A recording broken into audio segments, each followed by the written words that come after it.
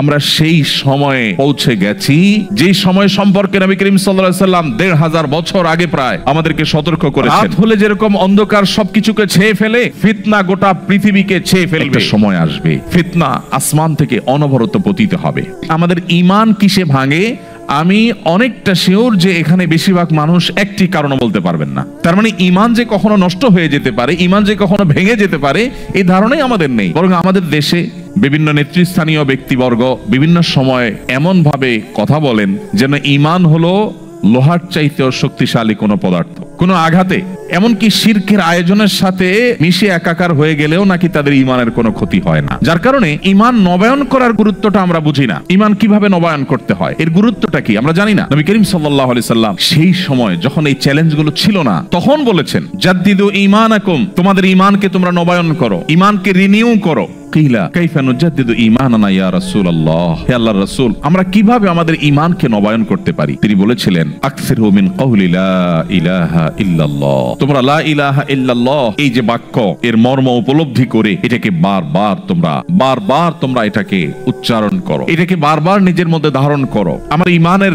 Metre নেমে গেল কিনা, আমি সন্দেহের চোরা বালিতে প্রবেশ করে যাচ্ছি কিনা, আমি সংশয়বাদের মধ্যে প্রবেশ করে যাচ্ছি কিনা, আমি ঈমান থেকে বিচ্যুত হয়ে যাচ্ছি কিনা, গভীর মনোযোগের সাথে আমার সম্পদকে যেরকম আমি প্রতিনিয়ত হিসেব নিকেশ করি, আমি যেরকম সব সময় আমার সামাজিক অবস্থান, আমার ক্যারিয়ার, এগুলোকে সব সময় যেরকম আমি টেক কেয়ার করার চেষ্টা করি, ঠিক একইভাবে ঈমানের টেক কেয়ার করা, ঈমানের নার্সিং করা, ঈমানের পরিচর্যা করা, এটা আমাদের ঈমানকে শক্তিশালী করার জন্য অপরিহার্য। দুর্ভাগ্য, বেশিরভাগ মানুষই আমরা মুসলিম বাই চান্স হওয়ার কারণে, মুসলিম বাই চয়েস না হওয়ার কারণে আমাদের ঈমানকে নবায়ন করবার সুযোগ আমরা পাইনি। আমি আজকের এই চমৎকার আয়োজনে আমি আমার সকল ভাই বোনদেরকে উদাত্ত আহ্বান করতে চাই, আসুন শুধুমাত্র মাল্টিকালচারাল সোসাইটিতেই নয়, আপনি কোনো মুসলিম সোসাইটিতে বসবাস করলেও আপনাকে শক্তিশালী ঈমান ধারণ করতে হবে। কারণ আমরা সেই সময়ে পৌঁছে গেছি যে সময় সম্পর্কে নবী করিম সাল্লাল্লাহু আলাইহি সাল্লাম ১৫০০ বছর আগে প্রায় আমাদেরকে সতর্ক করেছেন। ইউসবিহুর রাজুলু মুমিনা ওয়া ইউমসি কাফিরা ওয়া ইউমসি মুমিনা ওয়া ইউসবিহু কাফিরা ইয়াবিউ দীনাহু বিআরদিন মিনাদ দুনিয়া। নবীজি বলেছেন এমন একটা সময় আসবে মানুষ সকালে ঈমানদার থাকবে, মুসলমানের খাতায় নাম থাকবে, কিন্তু দিনের মধ্যে এমন কিছু সে দেখেছে, এমন কিছু তার ব্রেইনে ঢুকেছে, এমন কিছু তাকে বাই প্ল্যান দেখানো হয়েছে যে তার ঈমানের আইডেন্টিটি থেকে সে সরে গেছে, সন্ধ্যায় সে বেঈমান হয়ে গেছে। কেউ বিকেলে সন্ধ্যায় দিনের শেষ প্রহরে মুসলিম থাকলো, আবার রাত পোহাতে না পোহাতে সকালে হয়তো সে বেঈমান হয়ে গেছে। সামান্য একটু পার্থিব সুবিধা পাওয়ার জন্য, একটু ভালো থাকার জন্য, একটু ভালো দিনাতিপাত করার জন্য সে তার ঈমানকে বিক্রি করে দিয়েছে, সে তার আইডেন্টিটিকে রিস্কের মধ্যে ফেলে দিয়েছে।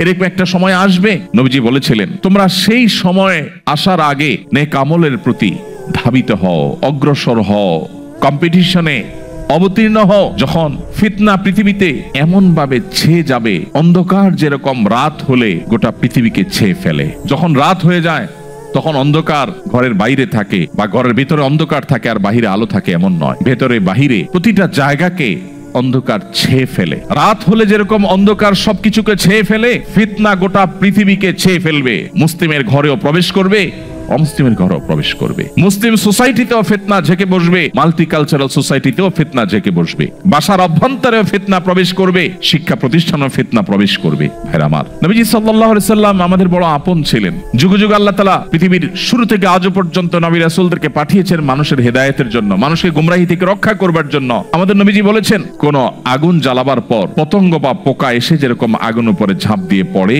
এবং আত্মাহুতি দেয়, তোমরা সেরকম জাহান্নামে প্রবেশ করবার জন্য দলে দলে ছুটে বেড়াও, কখনো অর্থ উপার্জনের নামে, কখনো হায়ার এডুকেশনের নামে, কখনো তোমার সামাজিক অবস্থানের নামে, কখনো তোমার ক্যারিয়ারকে ডেভেলপ করবার নামে। এক এক সময় এক এক নামে তুমি জাহান্নামের দিকে যখন ধাবিত হতে থাকো, তুমি জানো না কোন দিকে যাচ্ছ, তুমি ছুটে চলেছ তোমার জাহান্নামমুখী সে যাত্রা এবং ছুটে চলাকে থামাবার জন্য। নবীজি বলেছেন ওয়া আনা আখিযুম বিহুজুজিকুম মিনান নার, আমি তোমাদের কোমর ধরে ধরে টেনে টেনে জাহান্নাম থেকে বাঁচাবার চেষ্টা করি, এটা আমার দায়িত্ব। সেই নবীজি বলে গেছেন আমাদেরকে যে একটা সময় আসবে ফিতনা আসমান থেকে অনবরত পতিত হবে। কাওয়াকাইল মাতর, বৃষ্টির ফোঁটা যেরকম অনবরত টপ টপ করে পড়তে থাকে, ফিতনা এরকম করে পড়তে থাকবে। ভাইরা আমার, আমরা সম্ভবত সেই সময়টা এখন পার করছি। চতুর্দিকে ফিতনার যে ভয়াবহ অন্ধকার, যে ফিতনা আমরা হারিয়ে যাচ্ছি, যে ফিতনায় আমাদের অস্তিত্ব বিলীন হওয়া উপক্রম, ঠিক এরকম সময়ে যদি আমরা ঈমানের উপর অটল থাকতে পারি, তার বৈশিষ্ট্যটা কি?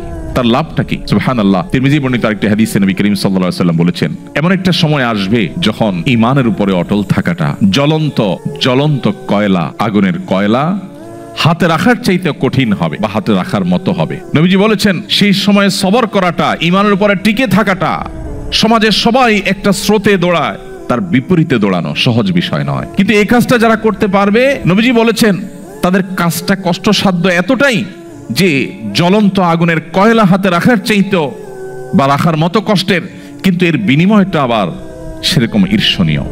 তিনি বলেছেন 50 জন মানুষ আমল করে যে পরিমাণ সওয়াব পাবে, ওই সময় এই রকম প্রতিকূল পরিবেশে যিনি নিজের ঈমানকে, নিজের আইডেন্টিটিকে, নিজের আমলকে, নিজের মুসলমানিত্বকে যে ব্যক্তি বুলন্দ করে রাখবে, উঁচু করে রাখবে, ধরে রাখতে পারবে, আল্লাহ তাআলা তাকে 50 জন মানুষের আমলের সমপরিমাণ সওয়াব তাকে দান করবেন। তিনি নামাজ পড়বেন 1 রাকাত, সওয়াব পাবেন 50 রাকাতে। তিনি রোজা রাখবেন একটা, সওয়াব পাবেন 50টার। তিনি হজ করবেন একটা, সওয়াব পাবেন 50টার।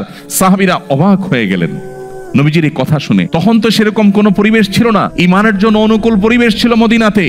নবী করিম সাল্লাল্লাহু আলাইহি ওয়াসাল্লাম এই কথা শুনে তারা জিজ্ঞাসা করলেন, হে আল্লাহর রাসূল, আপনি যে বলছেন তখনকার মানুষেরা প্রতিকূল পরিবেশে ঈমানের উপরে টিকে থাকতে পারলে একজনে 50 জনের সওয়াব পাবে, সেই 50 জন কি আমাদের 50 জন নাকি তাদের সময়ের 50 জন? নবীজি তখন বলেছেন, আরে না, তাদের সময়ের না, তোমাদের মতো 50 জনের সওয়াব তারা পাবে। আল্লাহু আকবার।